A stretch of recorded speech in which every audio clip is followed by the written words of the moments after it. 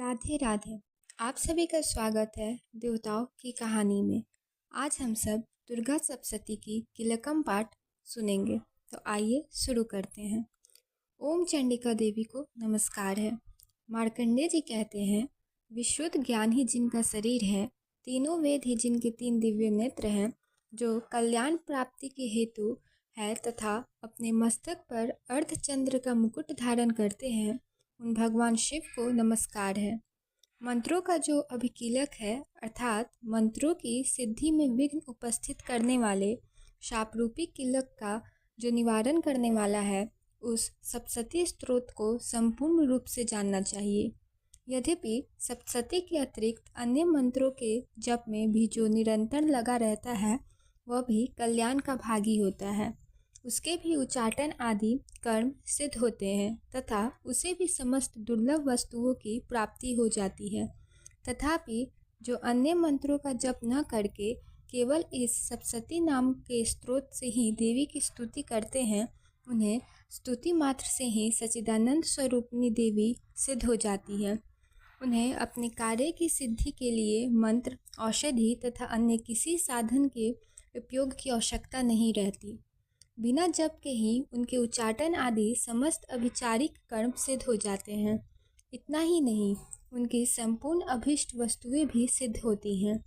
लोगों के मन में यह शंका थी कि जब केवल सप्तशती की उपासना से अथवा सप्तशती को छोड़कर अन्य मंत्रों की उपासना से भी समान रूप से सब कार्य सिद्ध होते हैं, तब इनमें श्रेष्ठ कौन सा साधन है। लोगों की इस शंका को सामने रखकर भगवान शंकर ने अपने पास आए हुए जिज्ञासुओं को समझाया कि यह सप्तशती नामक संपूर्ण स्तोत्र ही सर्वश्रेष्ठ एवं कल्याणमय है। तदंतर भगवती चंडिका के सप्तशती नामक स्तोत्र को महादेव जी ने गुप्त कर दिया।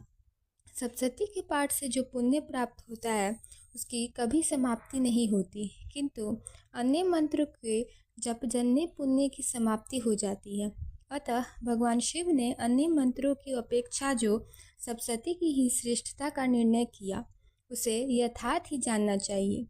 अन्य मंत्रों का जप करने वाला पुरुष भी यदि सप्तशती के स्तोत्र और जप का अनुष्ठान कर ले, तो वह भी पूर्ण रूप से ही कल्याण का भागी होता है।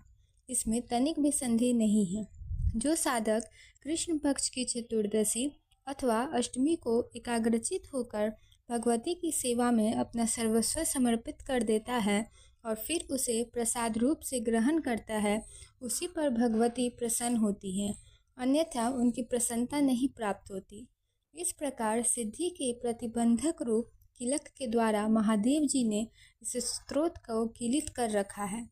जो पूर्वतक रीति से निष्कीलन करके इस सप्तशती स्तोत्र का प्रतिदिन स्पष्ट उच्चारण पूर्वक पाठ करता है, वह मनुष्य सिद्ध हो जाता है।